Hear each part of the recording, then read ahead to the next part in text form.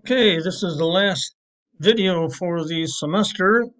We'll be wrapping up the last of the modules in ALEKS. So this is solving rational equations. Remember, equations mean we have an equal sign here.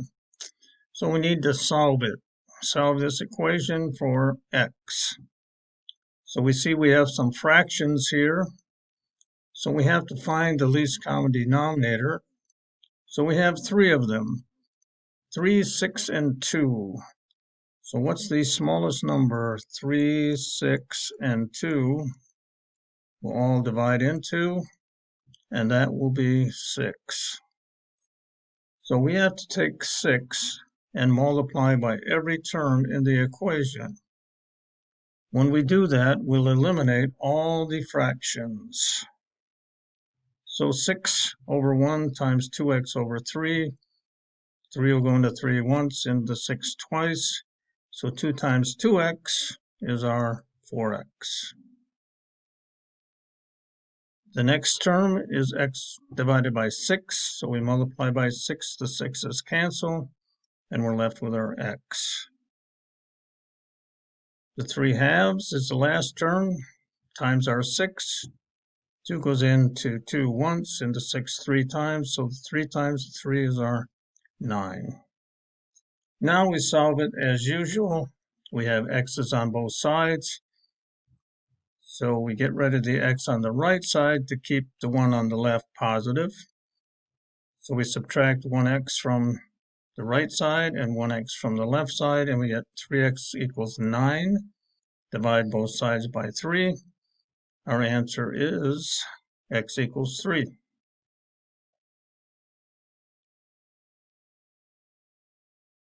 On the next one,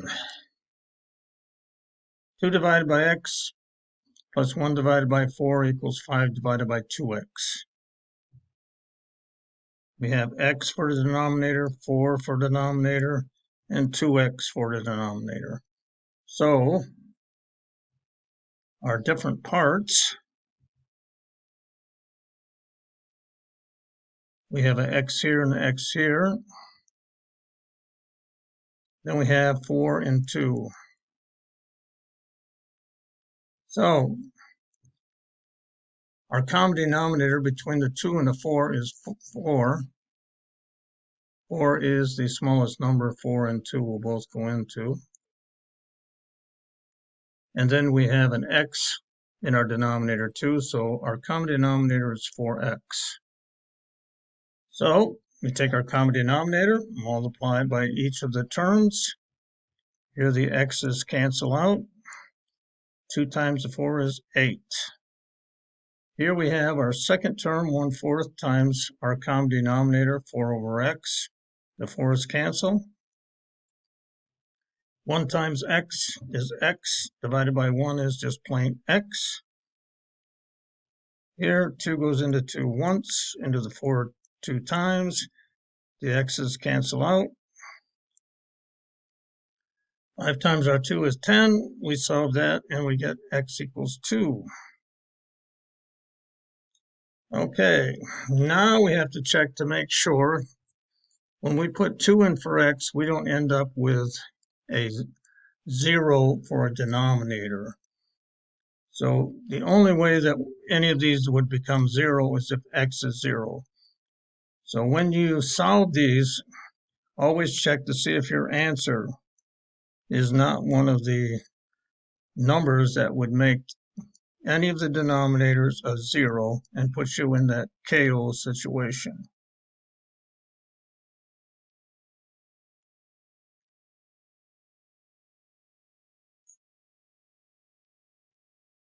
So let's look at that first off. We only have one denominator here, it's y.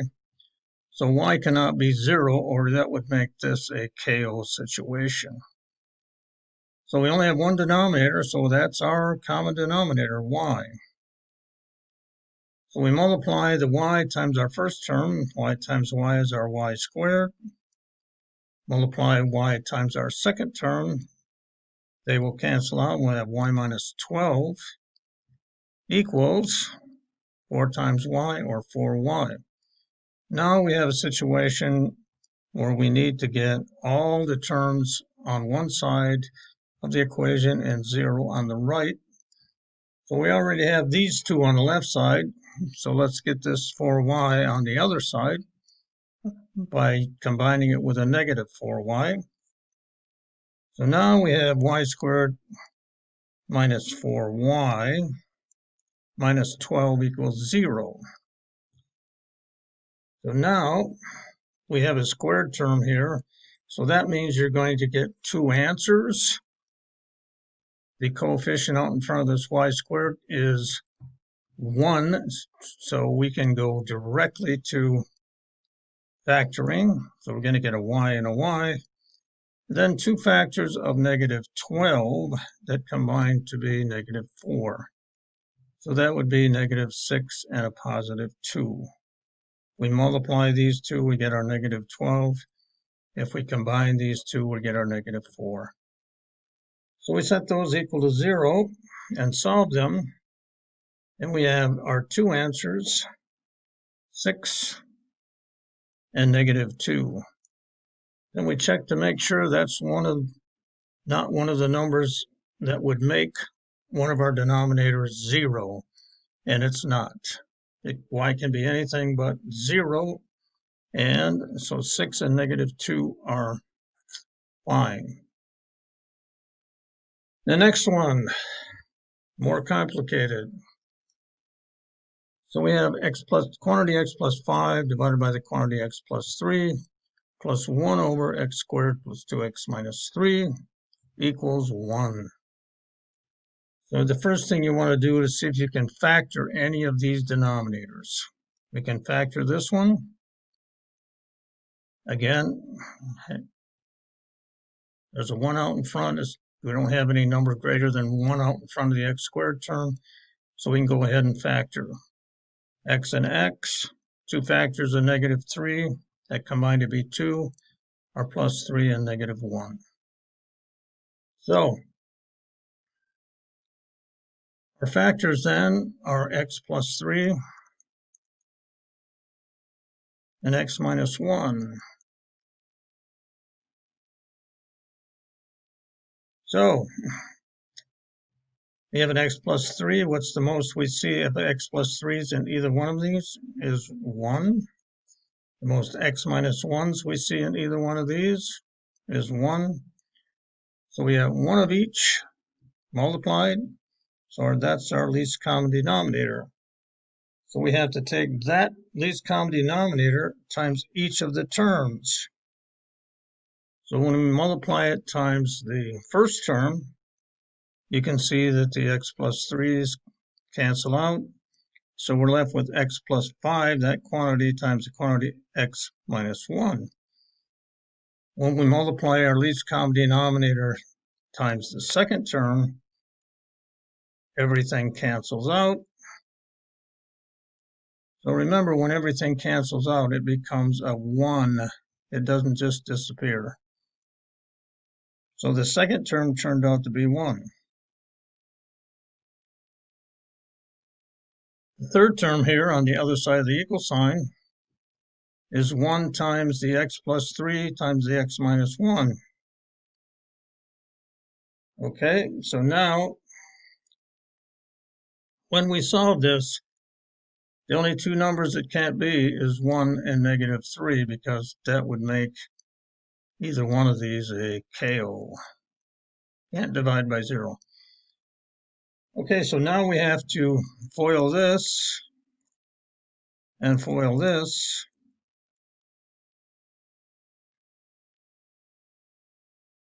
And then add 1 on this side. Don't forget to do the add 1 right here.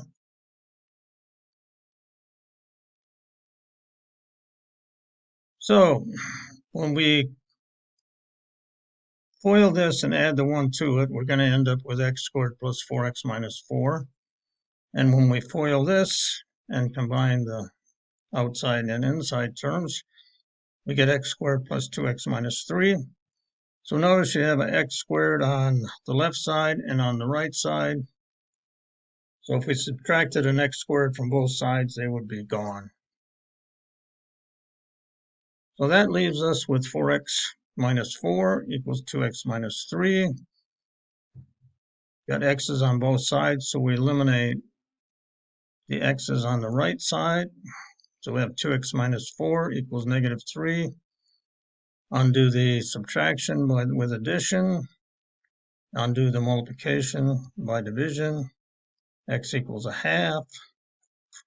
Then we check and we see that it is not one of our forbidden numbers, so we're good to go there. The next one, you're going to be given a whole lot of unknowns, and you got to solve for one of them. So here we have C equals AD divided by the quantity A plus 12. We're going to solve for D. Remember, whenever we solve a fraction, we have to have a least common denominator and then multiply both sides by that least common denominator. So here we only have one denominator, and this is the quantity A plus 12. So we multiply both sides by that. Multiply the left side, we get C times A is AC, C times 12 is plus 12. When we multiply the right side, the A plus 12s cancel off, and we're left with AD. So now we divide both sides by A, and our answer is AC plus 12C over A equals our D. So we're isolating for the D.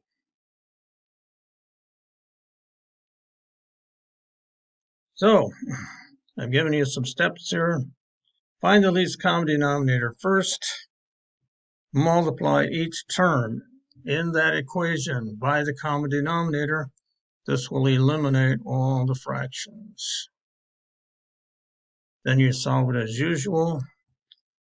Check your answers to make sure none of your answers makes a denominator 0, because that would be the KO undefined situation. So if on Alex you have an answer that causes an undefined situation, do not include that solution in your answer. It's an extraneous solution. So anyway, that's the last video. So we will see you all Monday and Tuesday of next week.